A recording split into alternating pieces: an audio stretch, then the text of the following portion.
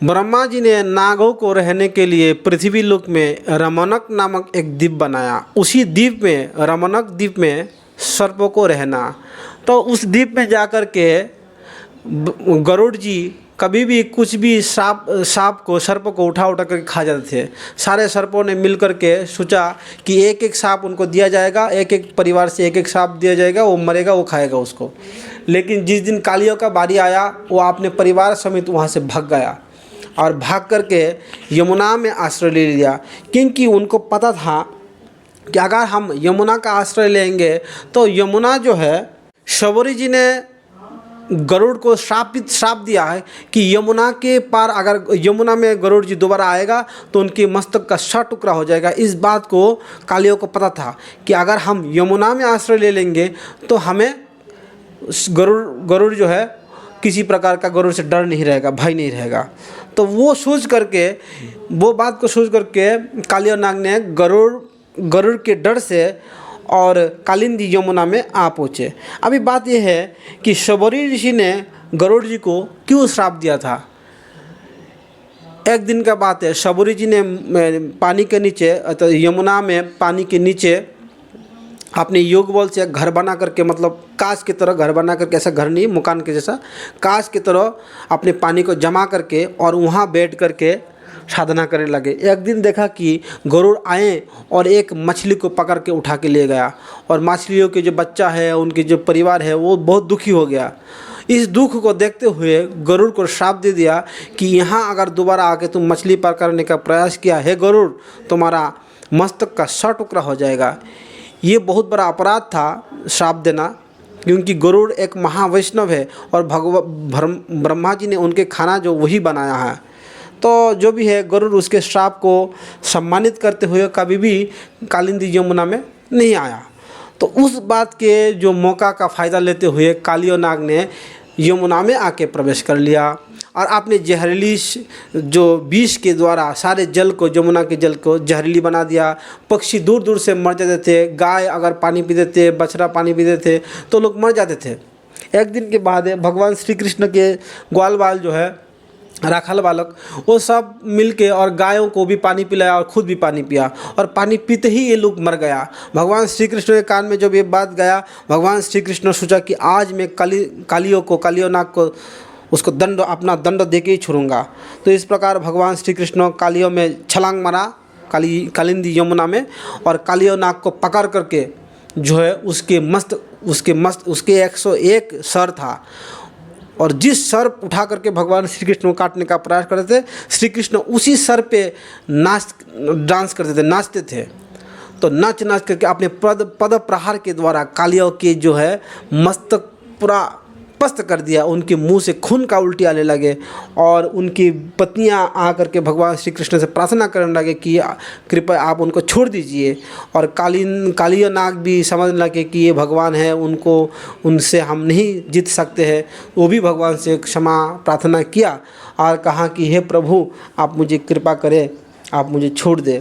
तो भगवान ने उनको छोड़ दिया है और कहा कि देखिए, आप लोगों के लिए, नागों को, सर्पों को रहने के लिए ब्रह्मा जी ने पृथ्वी लोक में एक द्वीप बनाया है। उस द्वीप के नाम है रमनक द्वीप, आप वहाँ जाइए। तो कहा कि हे प्रभु, हम अगर यहाँ से कालिंदी यमुना से निकलेंगे तो गरुड़ हमारे ऊपर हमला करेंगे और हमको खा जाएगा। तो भगवान श्री कृष्ण ने कहा कि गरुड़ तुम्हें हमला नहीं करेगा इसीलिए क्योंकि मेरा चरण का जो स्पर्श है, मेरा चरण का छाप तुम्हारे मस्तक पे पड़ चुका है। मेरा चरण का छाप देखते ही गरुड़ तुमको कुछ नहीं करेगा, तुमको छोड़ के चले जाएगा। तुम निश्चिंत होकर के जो है इस स्थान को छोड़ करके तुम यमुना को छोड़ करके तुम जो है रमनक द्वीप में चले जाओ। तो उसने रमनक द्वीप में चले गया। तो उसके बाद राजा बहुलाश ने नारद जी से प्रार्थना किया कि कालिया नाग का इतना सौभाग्य, जो अनंत वर्ष तक तपस्या करके महामुनिंद्र महायोगी भगवान श्री कृष्ण के चरण धूल नहीं मिलता है, और उसके कितना सौभाग्य है कि भगवान श्री कृष्ण के चरण का स्पर्श मिला, उनके चरण का छाप भी उनको मस्तक में मिल गया। वो पूर्व जन्म में कौन था, उसकी इतना भाग्य कैसा हुआ। तो नारद जी ने प्रश्न के उत्तर देते हुए कहा कि पूर्व काल में स्वयंभू मन्वंतर में भृगुवंशीय एक ऋषि हुई, उनके नाम है वेदशिरा। वो वेदशिरा विंध्याचल पर्वत में तपस्या करते थे। उनकी आश्रम में तपस्या करने के लिए एक ऋषि आए हैं, उनके नाम है अश्वशिरा। जब वेदशिरा अश्वशिरा नामक ऋषि को आते हुए देखा अपने आश्रम में तप करने के लिए, तब उन्होंने एकदम सीधा मना कर दिया कि हे महान ब्राह्मण, हे तपस्वी, हे ऋषिवर, आपको दूसरा स्थान नहीं मिला, आप यहाँ आकर तप कर रहे हैं, यहाँ से आप निकल जाइए, यह तप मत कीजिए। तो वेदशिरा जब ऐसा क्रुद्ध होकर बोले तो अश्वशिरा भी कहने लगे, हे मुनि श्रेष्ठ, ये समस्त ब्रह्मांड जो है, वो भी क्रुद्ध होकर बोलने लगे कि ये समस्त ब्रह्मांड जो है भगवान विष्णु के हैं, हम कहीं भी तपस्या कर सकते हैं, ये भगवान विष्णु की भूमि है, आपका नहीं। इस स्थान पे कितना मुनि ऋषि तपस्या किए हैं, तुम व्यर्थ ही क्रोध कर रहे हो और हमें तपस्या करने के लिए मना कर रहे हो। तुम्हारे व्यवहार एकदम सर्प के भांति, इसीलिए हमेशा हमेशा के लिए तुम सर्प योनि में चले जाओ, सर्प बन जाओ।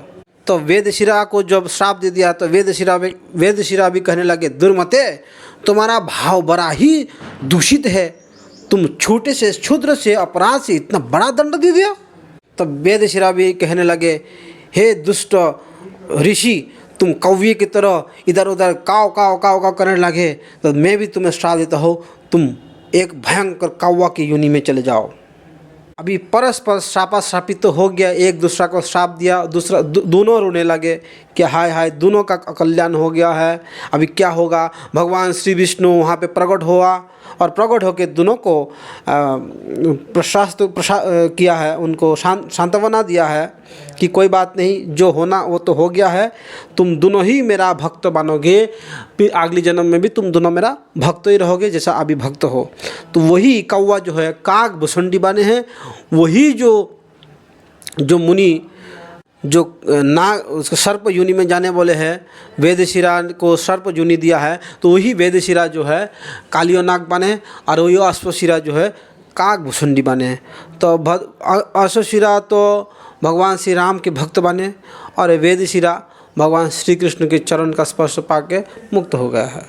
एक्चुअली ये दोनों ही ऋषि था, तो एक दूसरा को श्रापाश्रापी करने से भगवान विष्णु आकर के भगवान श्री कृष्ण ने अर्थात भगवान विष्णु ने इन दोनों को सांत्वना देने से इन दोनों के मन में प्रसन्नता है। कोई बात नहीं, अगर कौवा बन के भी हम वेदज्ञ पंडित भगवान भक्त राम भक्त रहेंगे तो कोई दिक्कत नहीं है, हम तो कौवा की वो कुत्ता बनने के लिए तैयार है। और वो भी सोचा कि चलो नाग के शरीर में जाएंगे लेकिन भगवान श्री कृष्ण के चरण स्पर्श मिलेगा और श्री कृष्ण के चरण की छाप हमारी मस्तक में हमेशा हमेशा के लिए रहेगा, इससे बड़ा भाग्य और क्या हो सकता है। जो भी है भगवान श्री कृष्ण ने इन दोनों को आशीर्वाद दिया, क्योंकि भगवान चाहते नहीं कि भक्तों की जो बात है ना, एक दूसरे को जो श्राप दिया वो झूठा ना हो, क्योंकि भगवान बोलते कि मेरे बात झूठा हो सकते हैं लेकिन मेरा भक्त की बात कभी झूठा ना हो। इसीलिए इन दोनों को भगवान श्री कृष्ण ने बोला कि जब तुम दोनों को मान में रखता हूँ, तुम दोनों ही दो योनि में भयंकर योनि में जाओगे, लेकिन उसमें मुझे ही प्राप्त करोगे, ये आशीर्वाद था उनका। वही काग भुसुंडी जब गरुड़ को भी श्री राम कथा सुनाया था, अर्थात देखो गरुड़ भी कौवा से राम कथा सुना, तो ये साधारण कौवा नहीं, भुसुंडी कौवा है। वो जो है नील पर्वत नीलाचल अर्थात नीलाचल में जगन्नाथपुरी में वो रहते थे, नीलाचल पर्वत। तो कालियो जो जन्म लिया वो कुद्र के पुत्र वेदशिरा बना, जो 101 फन उसका था, अर्थात कालियो जो उनके माँ जो है कद्रु है और उनके पिता कश्यप जी है। ये कथा के बारे में उस कद्रु का ही पुत्र जो है अर्थात कद्रु और कश्यप जी के पुत्र हुई भगवान श्री शेषनाग, जिनके 1000 फन था। उनको आगे चल के भगवान श्री कृष्ण ने कहा कि हे सर्पराज, आप इस पृथ्वी को अर्थात ब्रह्मांड को आपके सिर पर धारण करो। तो भगवान को कहने लगे कि हे प्रभु, मैं तो ब्रह्मांड को धारण करूँगा, लेकिन कब तक करूँगा। तो भगवान ने कहा कि तुम्हारे 1000 फन से मेरा हमेशा हमारी नया नया हमेशा 1000 नाम लो, मेरा गुण के अनुसार मेरा नया नया नाम 1000 नाम जपो और बाकी समय पुराना नाम जपो, और जब तक मेरा नाम ख़त्म नहीं होता है तब तक तुम्हारे मस्तक पे वो ब्रह्मांड को धारण कर रखो, पृथ्वी को धारण कर रखो और मेरा नया नया नाम लेते रहो। इस प्रकार भगवान ने उनको आशीर्वाद दिया था। उसके बाद कालिय सर्प ने कहा, उसके बाद भगवान शेष ने कहा कि हे प्रभु, मैं तो पृथ्वी को धारण कर लूँगा, ब्रह्मांड को धारण कर लूँगा, लेकिन मेरा भार को कौन वहन करे, क्योंकि मैं पृथ्वी को मुंडी में धारण करते ही वो पृथ्वी, वो ब्रह्मांड पूरा नीचे चले जाएगा, मैं भी साथ में चले जाऊँगा। तो भगवान श्री कृष्ण ने कहा कि कोई बात नहीं, मैं कच्छप के रूप धारण करके पृथ्वी को तुमको आश्रय प्रदान करूँगा, तुम्हारे आश्रय मैं बनूँगा और तुम ब्रह्मांड के पृथ्वी के आश्रय बनोगे। इस प्रकार तुम मेरे ऊपर रहोगे और तुम्हारे ऊपर पृथ्वी रहेगा।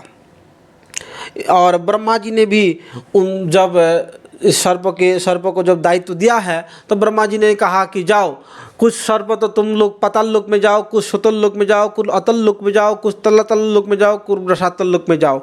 सारे सर्पों को भगवान ने, ब्रह्मा जी ने कह दिया कि जाओ आप लोग नीचे के लोक में रहो, और पृथ्वीवासी की, पृथ्वी के जो सर्प है उनको रहने के लिए उनके रहने के लिए जो है रमनक द्वीप दे दिया है, जहाँ पे कालिय नाग अभी भी रमनक द्वीप में है।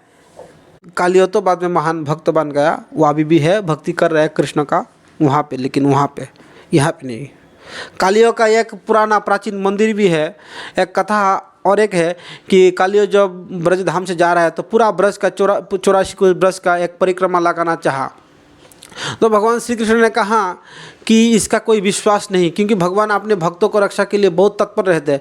तो भगवान ने बोला कि देखो कालिय, तुम इस 84 कोस भ्रमण जरूर करोगे, लेकिन मैं भी तुम्हारे साथ साथ रहूँगा, पीछे पीछे रहूँगा, कोई तुम दुष्टता नहीं करना। इसीलिए भगवान बोला, तो कालिय बोला कि आप मेरा पीछे पीछे रहोगे, इसका क्या प्रमाण रहेगा, मैं आपको कभी कभी पीछे से देख सकता हूँ। बोला नहीं, तुम मेरे और पीछे से नहीं देखने का, जहाँ तुम देखोगे वहाँ ही तुम जो है पत्थर बन जाओगे, शिला बन जाओगे। तो उसने पूरा 84 कोस परिक्रमा लगाया और एक समय भगवान की जो भगवान ने कह दिया कि मेरा जो चरणों में जो नपुर है, पायल है, उसका झंकार तुमको सुनने मिलेगा। तो सुनते सुनते पूरा परिक्रमा तो लगा लिया, लेकिन एकदम से परिक्रमा जब ख़त्म हो गया और जेठ गाँव, अभी भी जेठ गाँव है वृंदावन से थोड़ी दूरी ही, वहाँ पे आके भगवान का जो चरण का नपुर ध्वनि है वो सुनने नहीं मिल रहा है। तो जब वो सुनने नहीं मिल रहा है तो वो थोड़ा सा कौतूहल हो कि भगवान श्री कृष्ण का एक बार रूप तो दर्शन कर लेता हूँ, वो है कि नहीं।